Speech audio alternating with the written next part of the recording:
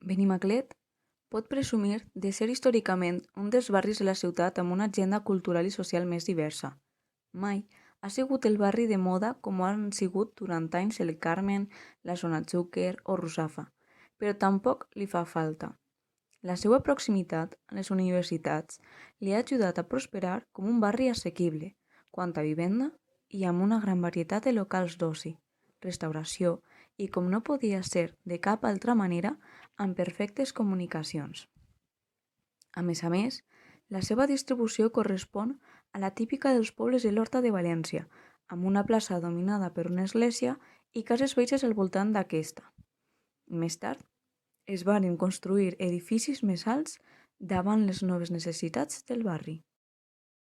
Però, coneixes alguns detalls importants de la seva història? Benimaclet té més de 1.000 anys d'història.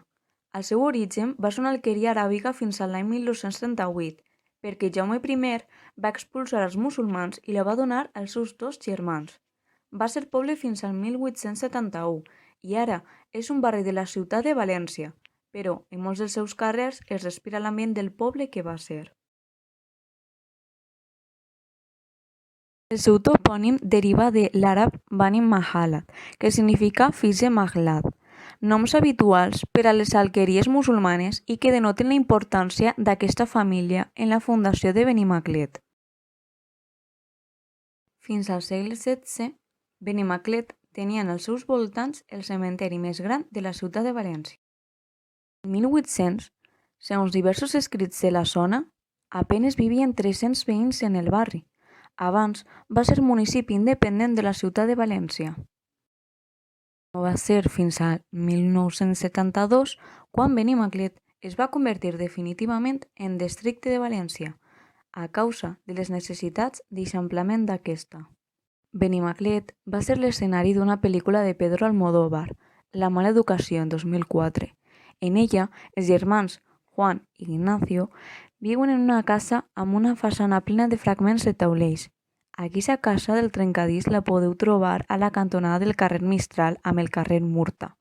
Va ser construïda a principis del segle passat per José San Martín Zarzo, un obrer que admirava a Gaudí i qui li va fer d'aquesta forma un xicotet homenatge.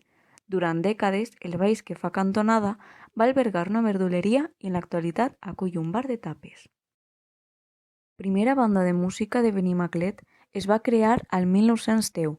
Poc després es va separar en dos, la Mà Negra i la Peülla, però finalment, al 1932, es va reunificar en una, la banda del Centre Instructiu Musical, la societat musical coneguda com el CIM.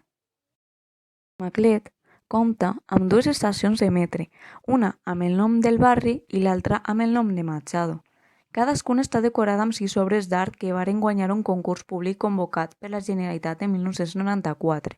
L'objectiu va ser deixar testimoni de l'art de fi de segle i que els usuaris gaudisquen de les obres artístiques mentre esperen al tren.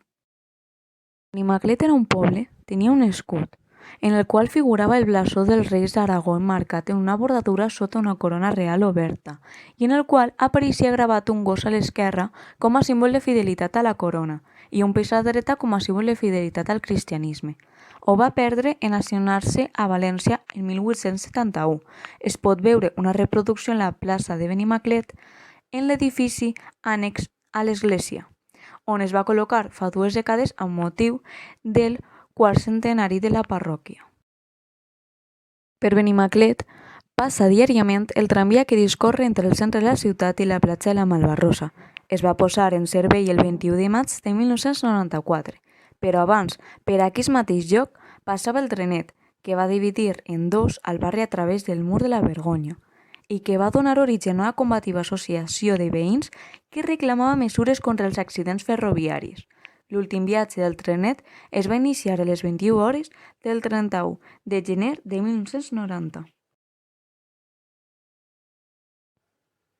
Per últim, Benimaclet va tindre un mercat de comestibles diari a la plaça. Des de finals dels anys 90 només varen quedar 3 llocs fixos, que finalment van tancar el 31 de juliol del 2007, encara que es va arribar a parlar de fer un mercat de barri en l'antiga patatera, on va estar la discoteca Arena. però no es va dur a terme.